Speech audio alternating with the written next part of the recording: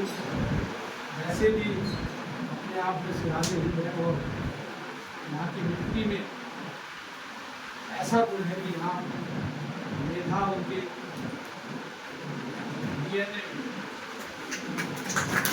कोई किसी भी वर्ग का हो, किसी भी क्षेत्र का हो, किसी भी धर्म जाति का हो, यहाँ के बारे में जो शिक्षा का ज्ञान है वो बहुत 20 साल की सेवा होगी तमाम जगह देखा वो ऐसा कभी नहीं। और आज मुझे यहाँ मजबूत किया है के नाम में भी आदरणीय मिश्रा जी,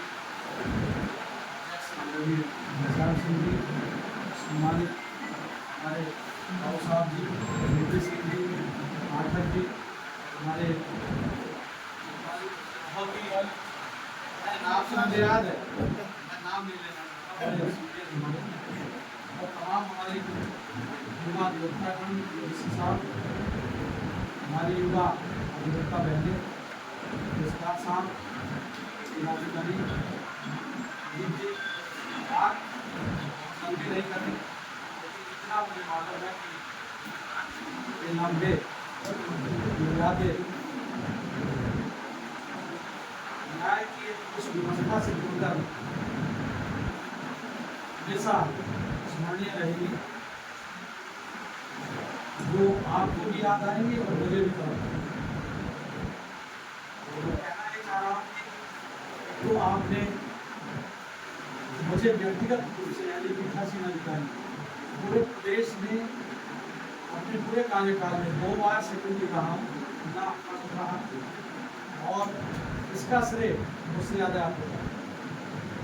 तमाम कई प्रकार के गतिरोध भी आए तो मैं बात अपने अधिकारियों से कहता था कि आप लोग कुछ सुधार करोगे तभी कुछ सुधरेगा क्योंकि अधिवक्ता ग्रामीण परिवार के शिकायत लेके आता है और उसको तत्काल न्याय चाहिए। जो हम कर सकते हैं उस पर हमें काम करना चाहिए। आपने हमारी कार्यशैली में देखा होगा कि डीजी साहब कितना बोले, लेकिन जहाँ न्याय हो सकता था उस बिंदु को हमने तत्काल कोशिश की। सरकार का उत्तर प्रदेश सरकार का भी यही उद्देश्य है कि किसी भी ग्रामीण ऐसा गरीब व्यक्ति है उसको ना उजाड़ा हो, उसको बसने दिया जाए उसको। लेकिन यहाँ जब मैं सुनता था तो प्रधानमंत्री आवास पे भी लोग बेदखली का बात आया करते रहे, उसमें आप समझ नहीं रहे कि किसमें बड़ा नुकसान होगा। एक तरफ हम सरकारी पैसा लगा रहे हैं, दूसरा बेदखली कर रहे हैं और ये व्यवस्था लोअर कोर्ट से लगाकर हाई कोर्ट सुप्रीम कोर्ट ये चीज़ें मैं बारीकी से देखता था। उसमें आप लोग सहयोगी बने, हमारे पेशकार साहब भी उनकी निष्ठा और ईमानदारी के लिए बात दूंगा। और मैंने अपने जीवन में इस प्रकार का ईमानदार कर्मठ कर्तव्यनिष्ठ आदमी नहीं देखा। इसमें आपका भी बहुत बड़ा योगदान है क्योंकि हमारे आपने देखा होगा हम जजमेंट तुरंत उसको नहीं करना होता था उसको भले ना वो भी आप लोग में देखते थे कोई गतिरोध ना हो इसलिए हाँ उसको रख लेते थे हम कि जिससे कि दूसरा